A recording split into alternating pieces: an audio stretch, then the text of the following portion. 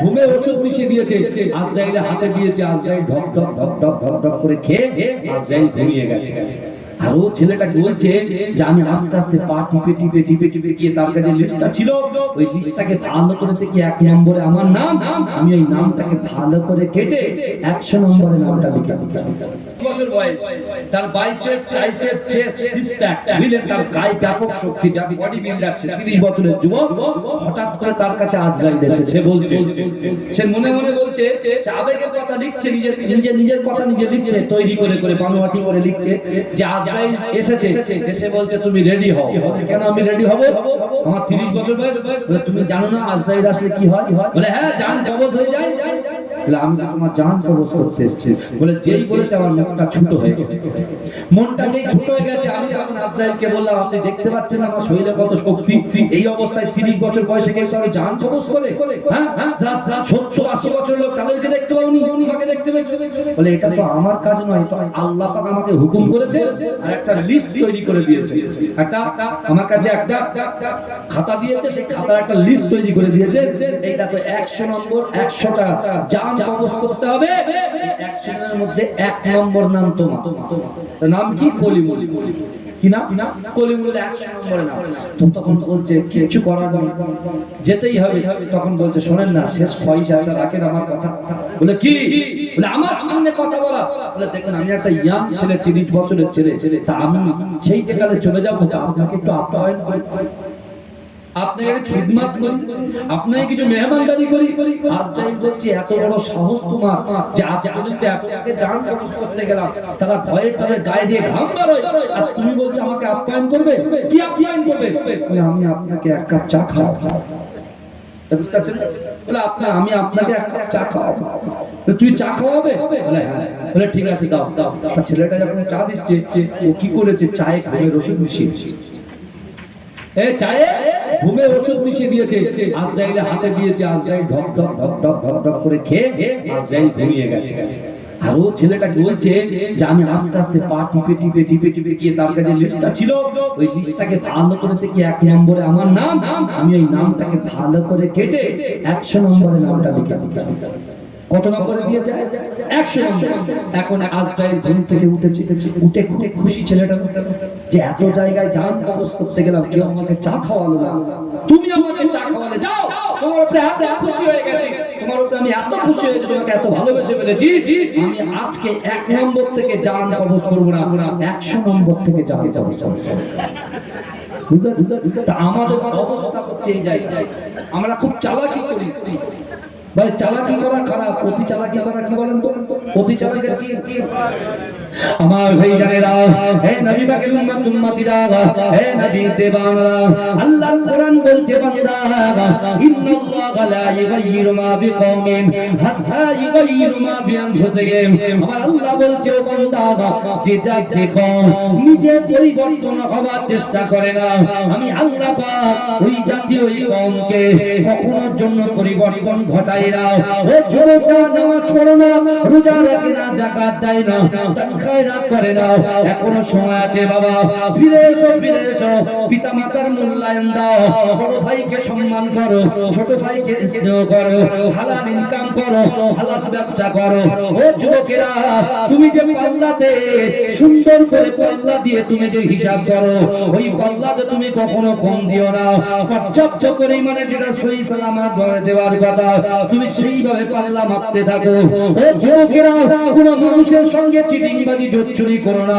না না না, আল্লাহ কোরআন বলছে বান্দা ফিরে এসো, ফিরে এসো, আমি আল্লাহ কোরআন পাকের ভিতরে পরিষ্কারভাবে জানিয়ে দিলাম, ও বান্দা, ওয়ালিমান খাফা মাকামা রাব্বিহি জান্নাতান, কিয়ামতের মাঠে, কাল হাসরের মাঠে আমি আল্লাহর সামনে কে যে দাঁড়াবে, কিয়ামতের মাঠে আমি আল্লাহর সামনে ভয় করে যে দাঁড়াবে, আমি আল্লাহ পাক ওই বান্দা বান্দিকে 2টো জান্নাত পুরস্কার দেব।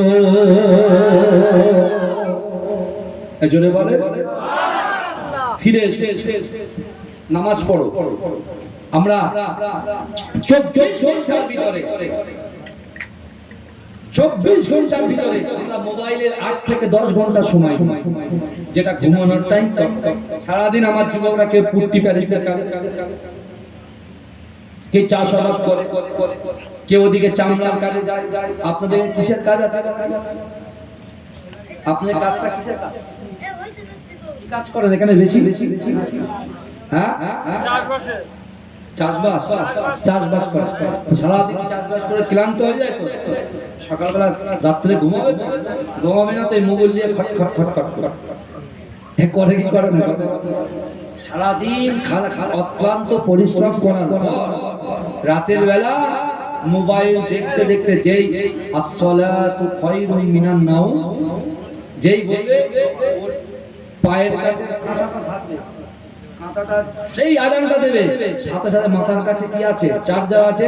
চার্জার বুঝবে, সাইলেন্ট করবে, রেখে আর কম্বলটাকে এইভাবে টান মারবে, পুরো শরীর ঘুরে যাবে না? ওই যে শুরু এখন সে 12টা বা ভাত কাজ করবে, তারপরেও যাবে। এ কথা ঠিক বলছি ভাই? যা তাহলে যে আল্লাহ তোমার হাতটা দিল, হাত না থাকলে তুমি চাষ করতে পারতে, পা না থাকলে তুমি চাষ করতে পারতে, চোখ চাকরি না থাকলে তুমি চাষ করতে পারতে। আল্লাহ তোমাকে ভালোবেসে রাসূলুল্লাহর ওসিলায় হাত, পা, চোখ, কান, নাক, গলা সব দিয়েছে। সেই আল্লাহর জন্য 24 ঘন্টার ভিতরে মাত্র কিছু মিনিট দিতে পারবে? ফজরের নামাজ পড়তে সময় লাগে 15 মিনিট। কত মিনিট বলেন? এই কত মিনিট? ফজরের নামাজে সময় লাগে 15 মিনিট। জোহরের নামাজের সময় লাগে মাত্র 10 মিনিট। 12 রাকাত নামাজ, তাহলে 15 আর 10 কত? 25। আসরের নামাজ পড়তে সময় লাগে 5 মিনিট, 30 মিনিট। মাগরিবের সময় লাগে 5 মিনিট, 35 মিনিট। ভালো করে বলে। আর ঈশার নামাজের সময় লাগে মাত্র 15 মিনিট, 40 মিনিট। তাই তো? কত মিনিট হলো? কত হলো? 35 আর 15 কত? 45। 50 সেটা বলো। 50 মিনিট। তাই তো? তাহলে 50 মিনিট টাইম হলো। আপনার ফজর হলো 15, জোহর হলো 10, কত হলো? 25, আসরে 5, 30, আর মাগরিবে 5, কত? 35, আর এশায় 15, 50। এই 50 মিনিট আরেকটু বাড়িয়ে 10 মিনিট করে, তাহলে কত হলো? 1 ঘন্টা।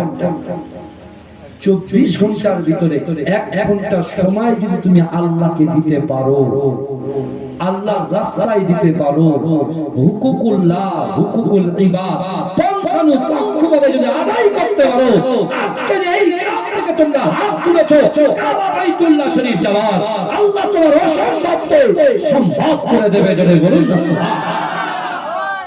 এই জন্য আপনি বন্ধুর জন্য কতক্ষণ দাঁড়িয়ে থাকেন বলেন তো? জীবনতলা ক্যানিং স্টেশনে চুপচাপ একটু ভাবেন না, চোখটা বোঝান।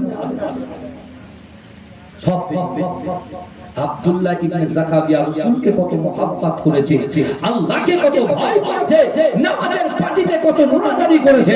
সেই আব্দুল্লাহ ইবনে যাকাবিয়া মাকামে ইব্রাহিমের পিছনে বসে আল্লাহর কাছে কাঁদছেন যে আল্লাহ, আমি রাসূলুল্লাহর রওজা মুবারাকে যাব, 350 কিলোমিটার দূরে যাব, গিয়ে আল্লাহ রসুলকে সালাম দেব। রসুল তো জিন্দা, রসুল যেন আমার সালামের জবাবটা দেয় এবং ওই সালামের জবাবটা যেন আমি নিজে কানে শুনতে পাই। জোরে বলে। আমরা গিয়েছি, সালাম দিয়েছি, কিন্তু সেরকম কিছু শুনি, কিন্তু আমাদের ঈমান আছে, আমাদের বিশ্বাস, আমার রসুল আমাদের সালামের জবাব দিয়েছে। জোরে বলে। আল্লাহ বলছে, বান্দা তুমি কি আমাকে দেখতে চাও? কোন বান্দা চায় না যে আল্লাহকে দেখবে? এই কথা বলে। আল্লাহ বলছে, বান্দা তুমি যদি আমি আল্লাহকে দেখতে চাও, তাহলে তুমি নামাজের পাটিতে দাঁড়িয়ে। কোন পাটি? ঝান্ডা পাটি না নামাজের পাটি? এই বুঝতে পারছেন? নামাজের পাটি। নামাজের পাটিতে দাঁড়িয়ে যাও। নামাজের পাটিতে দাঁড়িয়ে তোমরা যদি আমাকে দেখতে না পাও, তোমরা এটা একদম 100% বিশ্বাস করো যে আল্লাহ আমাদেরকে দেখছেন। জোরে বলেন। জোরে বলবেন না? আমার ভাই জানেরা, হে নবী পাকের উম্মত উম্মতিরা, হে নবী দেবানা, বিশ্ব নবী রাসূলুল্লাহ আছে আব্দুল্লাহ ইবনে যাকারিয়া ইয়ামানি রাহমাতুল্লাহ আলাইহি, আল্লাহ রাসূলের রওজা মুবারকের দিকে গিয়ে যায়।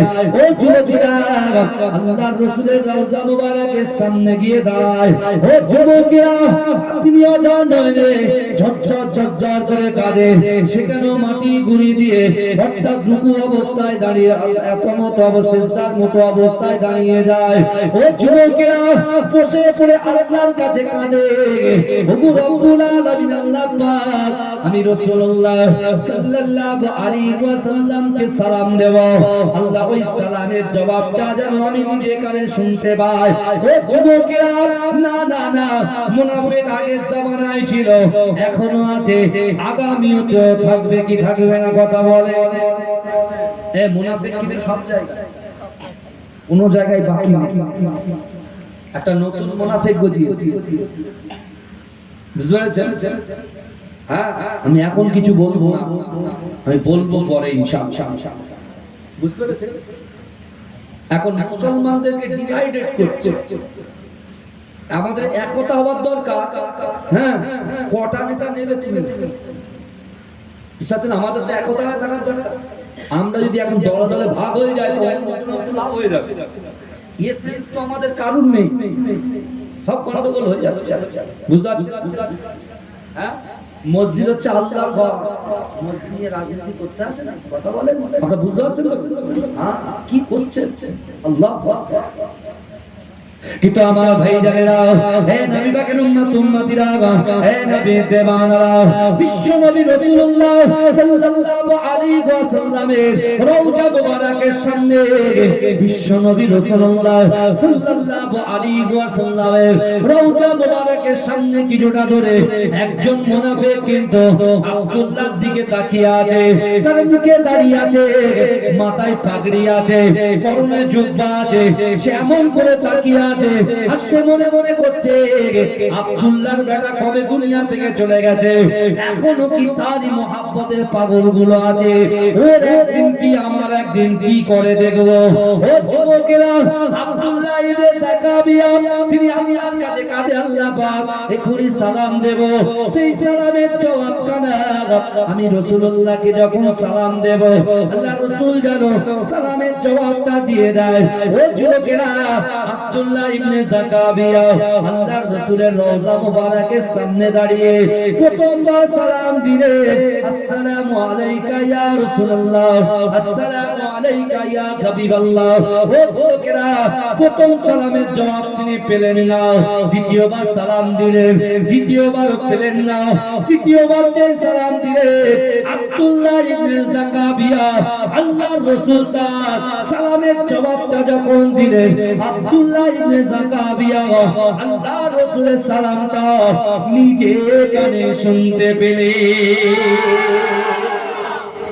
জোরে বলে সুবহানাল্লাহ। এই দেখেন, টাকা ছিল না আমাদের কাছে, পর্যাপ্ত নেই, পর্যাপ্ত টাকা আমাদের কাছে যাওয়ার ক্ষমতা নেই, কিন্তু আমাদের দিল আছে, অন্তর আছে, কাল বলে একটা জিনিস আছে না। আল্লাহ রাসূল বলছে, আলা ইন্না ফিল জাসাদি মুদগাতান ইজা সালুহা সালুহাল জাসাদু কুল্লুহু ওয়া ইজা ফাসাদাত ফাসাদাল জাসাদু কুল্লুহু আলা ওয়াহিয়াল কাল। মানুষের শরীরের মধ্যে এমন একটা গোশতের টুকরা আছে, ওই গোশতের টুকরাটা যদি অপবিত্র হয়ে যায়, মানুষের পুরো শরীরটাই অপবিত্র হয়ে যায়। আর ওই গোশতের টুকরাটা যদি পবিত্র হয়ে যায়, মানুষের পুরো শরীরটাই পবিত্র হয়ে যায়। জোরে বলে এজন্য বলবেন না? আমি আপনাকে বলছিলাম মাছের কথা, যে একটার পর একটা আঁশ জমে যায়, আয়নাতে মুখ দেখলে আর মুখ দেখা যায়। আল্লাহ রাসূল বলছেন, ইন্না হাযিহিল কুলুব, টাকা না নিয়ে এসে কাগজ নিয়ে আসি। আল্লাহ রাসূল বলছেন, ইন্না হাযিহিল কুলুব, এমন করে দিচ্ছে লোক মনে করে টাকা দিচ্ছে, বুঝতে পেরেছেন? তাকবীর, নারে তাকবীর। কথাগুলো শুনতে খারাপ লাগছে? ঠিক আছে তো বাবাজি, ভালো করে কথাগুলো শুনে যা, আশিকি কথাগুলো শুনে যা। আমরা তো বহাল তবিয়াতে এক্ষুনি আইপিএল খেলা গতকাল কলকাতা হেরেছিলাম, মাথা খারাপ হয়ে গেছে, ঘুম হয় না রাত্রে, চমকে উঠছে, সব চমকে উঠছে, বুঝতে পারছেন? জেতা ম্যাচটা হেরে গেল রে, কি হবে, যা সর্বনাশ। ওরে ভাই, কেউ থাকবে না পাশে, কেউ থাকবে না। কবরে তিনটে জিনিস যাবে গো, তিনটে। কটা? তিনটে। প্রথম যাবে তোমার সন্তান, তোমার ভাই। আর দ্বিতীয় যাবে তোমার সম্পত্তি, আর তৃতীয় চারিটা আসবে। বাহ, খুব ভালো ছেলে দেখতে পাচ্ছি। যা গরম গরম দুরূদ শরীফ, আল্লাহুম্মা সাল্লি আলা